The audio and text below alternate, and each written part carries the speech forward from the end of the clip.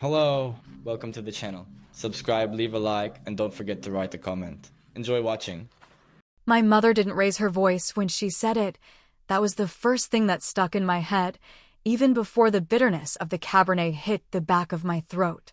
She sat there, legs crossed in that rigid way of hers, her left hand resting on the dining table like a gavel waiting to fall. "You're out of my will as of today," she said, and even though the fireplace behind her cast this golden holiday glow across the room, I swear the temperature dropped by 10 degrees. My brother Ian stopped mid-bite, his fork still halfway to his mouth. My cousin Lorraine choked on a piece of her baked salmon. But me? I took another sip of wine and said, "Then I guess you didn't see the document I filed last week." Nobody spoke after that, not for a good 20 seconds at least. You know the kind of silence I'm talking about. Not the awkward kind that happens when someone makes a bad joke or says something political at a family barbecue. No, this was that stomach-knotting silence, the kind that builds into a kind of tremor beneath the skin. The kind that tells you something irreversible just happened, and everybody knows it but can't quite process it yet. I locked eyes with Margot. Yeah, I've stopped calling her mom in my head, and trust me, there's a reason. She looked at me the way she used to when I was a teenager, and had the audacity to speak out at the dinner table. Like I was a hairline crack in her perfect porcelain world, and if she looked at me long enough, I might seal myself back up again. But I didn't. I stared right back.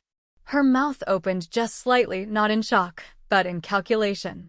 Like she was mentally rifling through every document, every email, every sealed folder in her kingdom, trying to figure out what I could have done, and more importantly, how I could have done it without her knowing. The wine tasted better after I said it.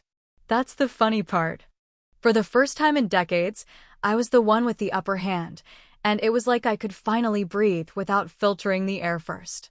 Now, before we go further, let me back up just a little, because I know this sounds like some ungrateful daughter throwing a tantrum over inheritance, like I stormed out of a soap opera. But this didn't start tonight. This started long before I had words for it. You see, Margot was never the kind of mother who screamed or slapped or let the mask slip. No, her weapon of choice was silence, strategic, punishing silence, mixed with the occasional perfectly timed compliment that made you second-guess every other moment you'd felt small around her. I once told my therapist that growing up with Margot was like living in a glass house, spotless, beautiful, and completely suffocating. I was 6 when I first understood that love in our family had conditions. Ian could do no wrong. He was the golden boy with the science fair trophies and the straight teeth. I, on the other hand, was the difficult one. Too curious, too opinionated, too intense, as Margot used to say with a sigh that could peel paint off the walls. She used to dress me in beige and dusty rose, colors that made me look like wallpaper and told me they were elegant. I only started wearing red after I moved out, deep, blood red, like I was trying to reclaim something I hadn't even realized I'd lost. At dinner that night, everything looked like a magazine spread. The crystal was sparkling. The napkins were folded into swans. The centerpiece was made of fresh pine and tiny golden lights. Margot always knew how to put on a show. That's how she built her life: philanthropy luncheons, glossy magazine interviews, speeches about grace and gratitude. But behind closed doors, her kindness had a price tag, and her approval came with interest. She'd invited everyone over for Christmas Eve dinner, as usual, her annual performance of domestic perfection. But this year felt different from the moment I walked through the door. The smile she gave me didn't reach her eyes. Ian didn't hug me. Lorraine kept fidgeting like she knew something was coming. And me? I already knew what she was going to say. I'd heard through the grapevine a cousin of a friend who worked in the courthouse. Margot had filed the papers earlier that week. That's why I wasn't shocked. That's why I had something ready. Now, when I said the document I filed last week, what I really meant was that I'd done something Margot never thought I had the guts or the brains to do. I'd used every skill I had from my past life as a corporate attorney and dug through some very old, very dusty legal files. I'd found something. something she buried. And I turned it into something she couldn't bury again. You ever have a moment where you realize you're not the same person you used to be? That the girl who used to sit quietly while her mother picked apart her posture and her tone of voice had finally left the room for good? That moment came for me somewhere between the taste of that red wine and the sound of Margot's knife clinking against her plate. The whole table sat still, like actors waiting for the next line in a script no one had rehearsed. And maybe that's the truth of it. Margot was used to directing the whole play, but I'd rewritten the damn ending. She didn't ask what the document was. Not yet. That would have meant giving me power, and Margot never handed power to anyone, not even her children. Especially not her daughter. But her eyes flickered. Just for a second. A crack in the porcelain. And I knew then I'd hit something deep. Something old. Something she didn't want anyone else at that table to know about. And you know what? That was just the beginning. People like to pretend that childhood is this soft, blurry thing we all outgrow like a favorite sweatshirt, but mine had corners sharp enough to leave bruises, even decades later, and it always smelled like polished wood floors and lemon disinfectant. Margot kept everything spotless, even the pain.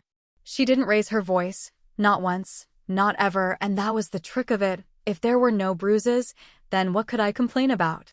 Ian was born 3 years before me, and by the time I showed up, she had already decided what role he would play. The golden boy with the quiet confidence and the classic looks, the kind of son who made other women jealous and other fathers nod with approval. He was on swim team and debate team and yearbook committee, and I swear Margot had his varsity letter framed before he'd even earned it. His room was bigger, even though mine had the better light, and his birthday parties were like something out of a catalog. I sculpture once, for his 14th, a swan carved out of frozen water just to impress the neighbors. My birthdays? Cupcakes and a single gift wrapped in newspaper, because Margot said it was charming. I think it was more about the optics. Wouldn't want people thinking she was spoiling her children. Now would she? Unless, of course, it was Ian. She never told me not to succeed. Not directly, but she didn't have to. She did it in other ways by praising Ian so much louder than me it drowned out anything I'd done, by calling his grades a reflection of discipline and mine a lucky streak, by telling me once, when I got the lead in the school play, that maybe it would have been more graceful of me to let someone else have the spotlight for once. And I believed her for a long time. I really did. I thought she was right, that maybe I was too much, too loud, too intense. She called me moody by age 9, and by 14 I was the girl who held her tongue at dinner and ironed her jeans because wrinkles made Margot twitch. I don't know when the resentment began to turn into something more dangerous, when it stopped being a quiet ache and started hardening into something sharper.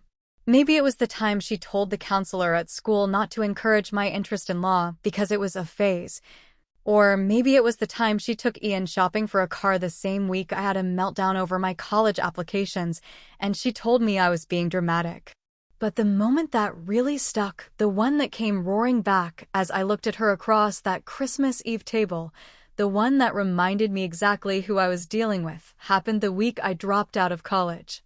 I was 17 when I dropped out of college after 3 years, completely burned out, done pretending I had it together. I remember calling her, voice shaking, already ashamed, already rehearsing my apology. She didn't ask if I was okay. She didn't ask if I was eating or safe or needed anything. She just said, "You always did have a problem finishing things," and then hung up. That was the whole conversation. Years later, I realized how impossible that sentence was. 17, 3 years of college, the math didn't add up. But I had swallowed so many of her truths that I didn't even question it. That's how gaslighting works. It's not about one big lie. It's about tiny rewrites, so subtle you stop trusting your own memory, your own math, your own gut. And yet, somewhere in all of that carefully orchestrated silence, I started to push back, first in little ways, like refusing to wear the dresses she bought me for family photos, or choosing a law school across the country from her curated social circle. Or eventually, disappearing from every Christmas after age 25. Until this one. But I didn't come back to forgive. I came back to finish something. Earlier that year, after Margot had knee surgery, she insisted I fly in to help out, which meant grocery shopping and scrubbing her bathroom while she watched HGTV from the couch, sipping lemon water like some queen in exile. On the third day, while digging for a heating pad in the guest room closet, I found an old jewelry box, one of those lacquered ones with a ballerina inside, though the dancer's legs had snapped at the knees and she spun in a way that looked more like a warning than a waltz. Beneath the tangled mess of broken chains and pins and yellowed pearls, I found a letter, folded so many times the paper had started to tear at the seams.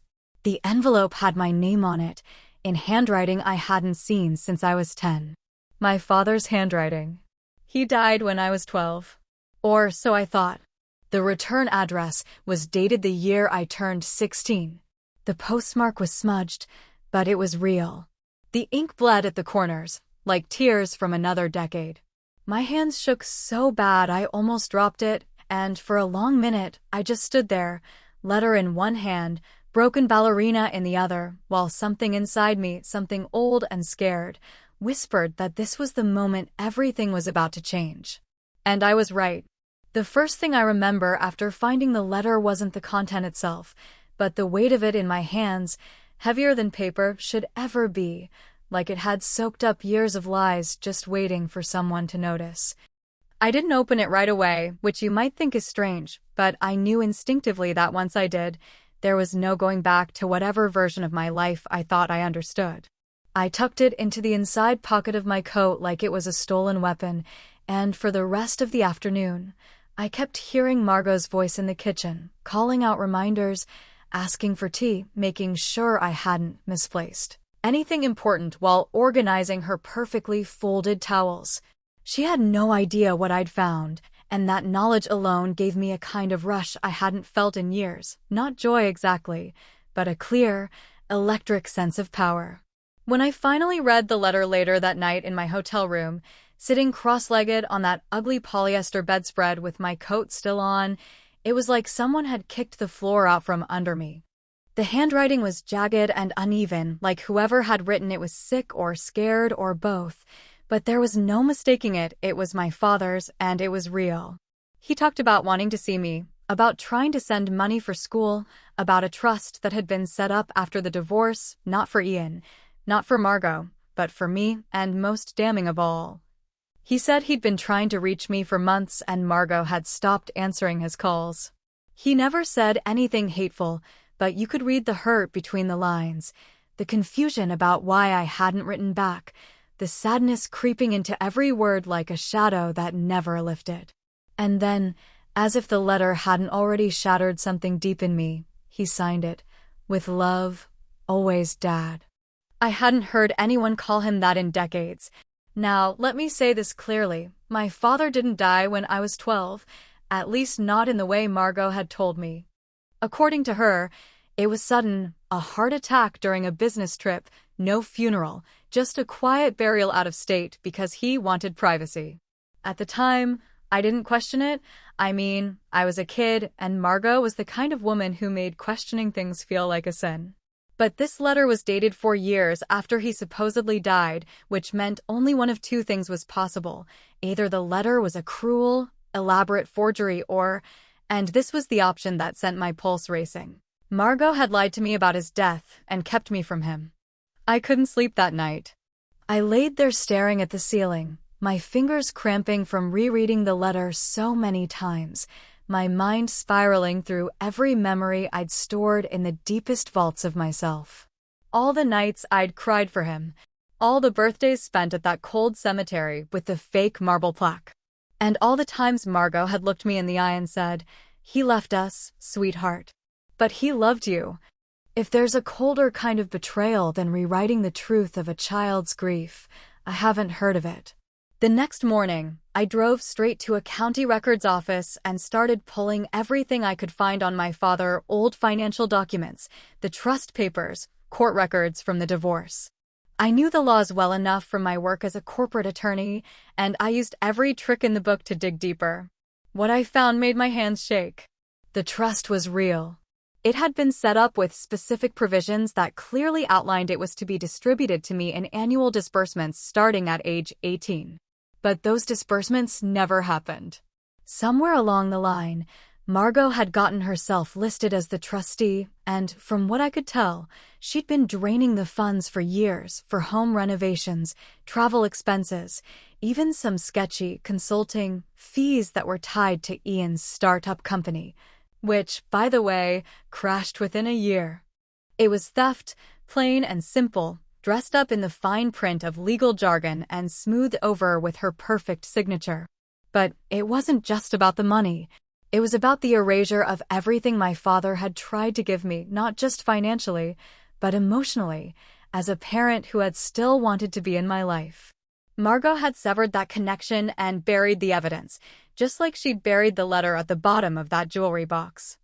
I didn't confront her right away. That would have been satisfying, sure, but it wouldn't have been smart, and after spending half my life playing by her rules, I was done reacting. I started planning instead. I made copies of everything I found and stored them in a separate location. I opened a private safety deposit box in another city, using a false return address.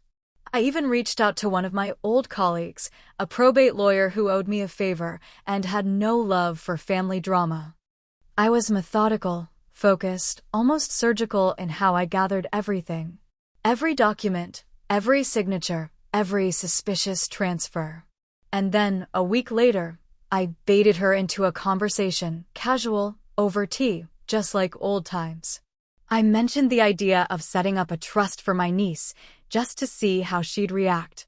Sure enough, her eyes flickered, just the way they always did when she was hiding something, and she said, with that honeyed tone she used when lying, sometimes wills and trusts have to be adjusted. People change, priorities shift. That was all I needed. I'd left my phone recording the entire thing in my coat pocket, voice clear, audio perfect, admissible in court. She had no idea. Not yet, but she would.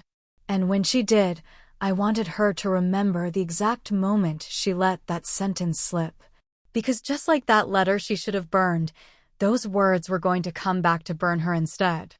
It's funny how easily people confuse justice with revenge, especially when a woman is the one pulling the strings instead of twisting her hands in her lap and asking for permission.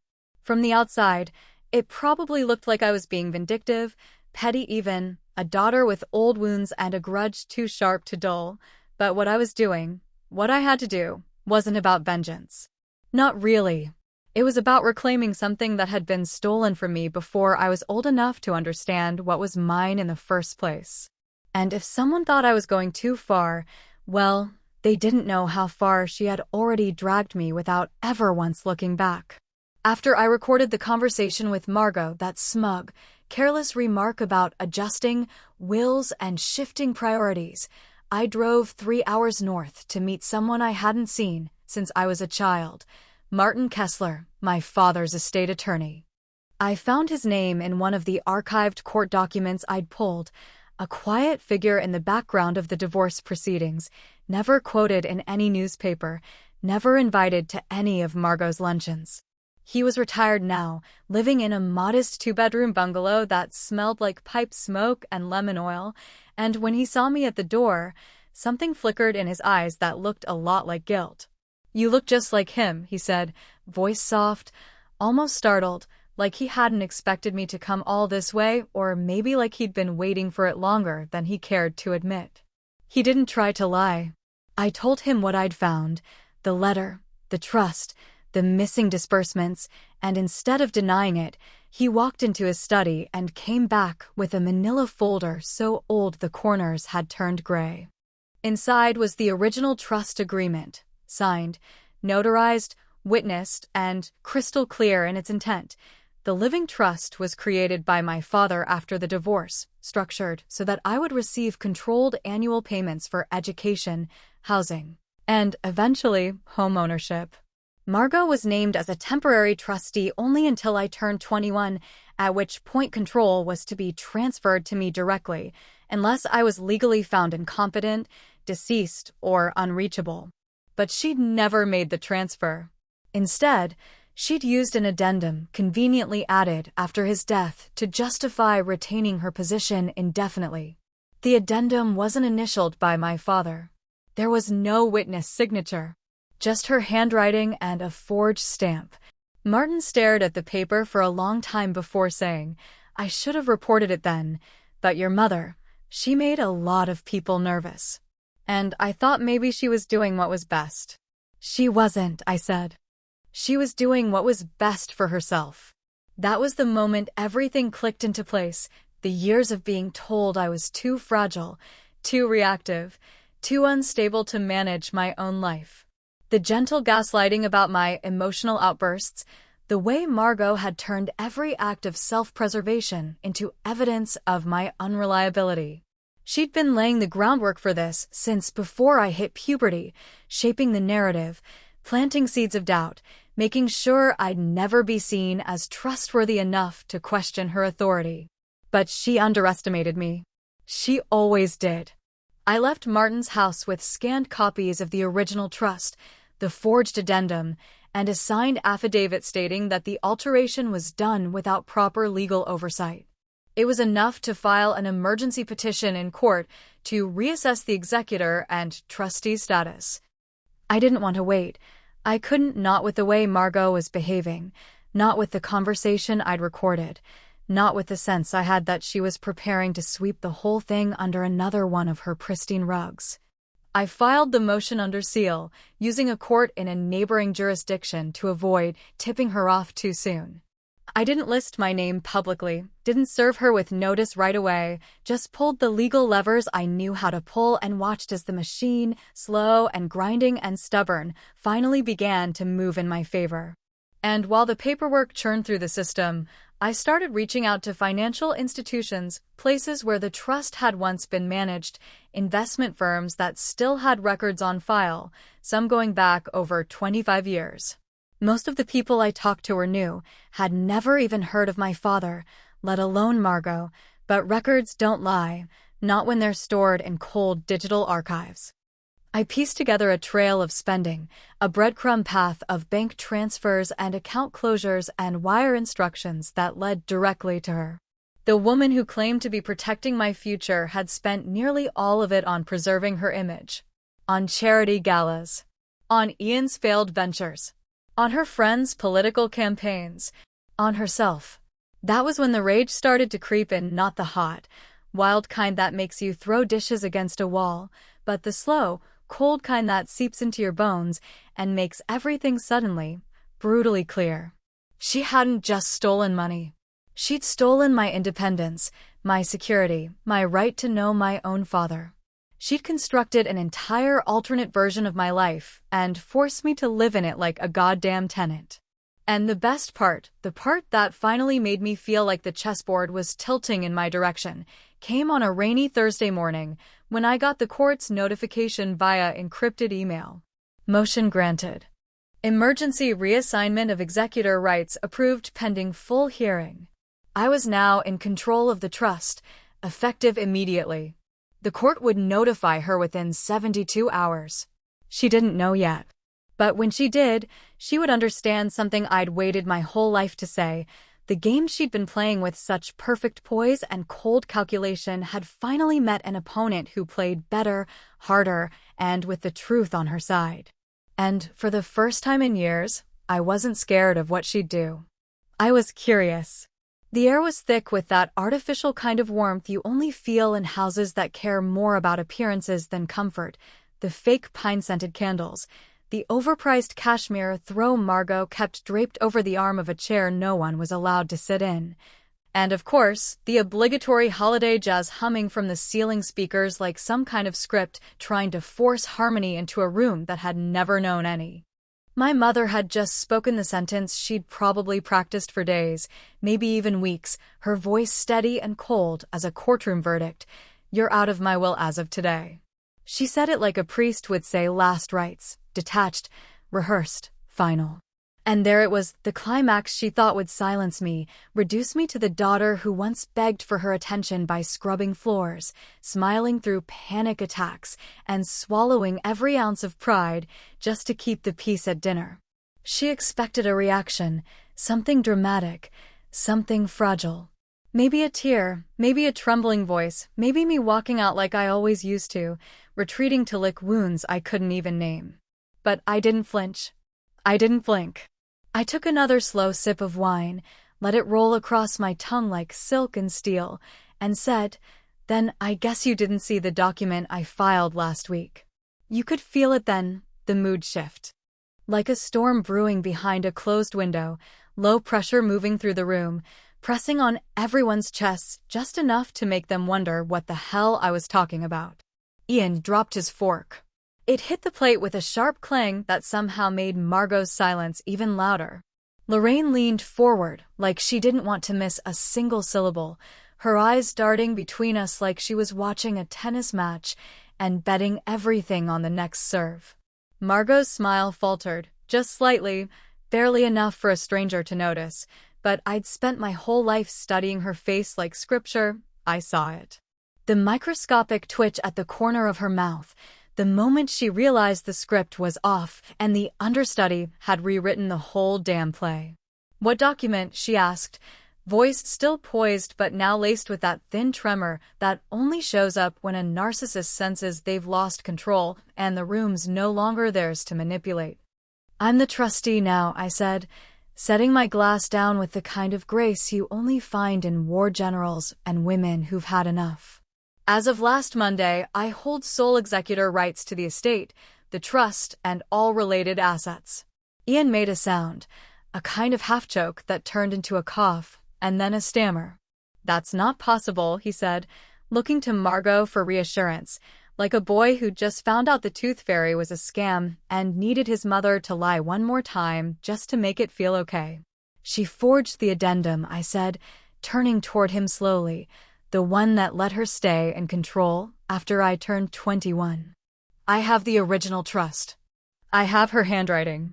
I have a signed affidavit from Dad's attorney, and I have a court order granting emergency reassignment. It's all legal. It's all binding." Margot opened her mouth, but nothing came out. For once, she had no spin, no correction, no elegant deflection. Her eyes were wide, not with fear, not exactly, but with recognition. She knew I'd finally done it. I'd outmaneuvered her in the one arena she believed was hers alone, control.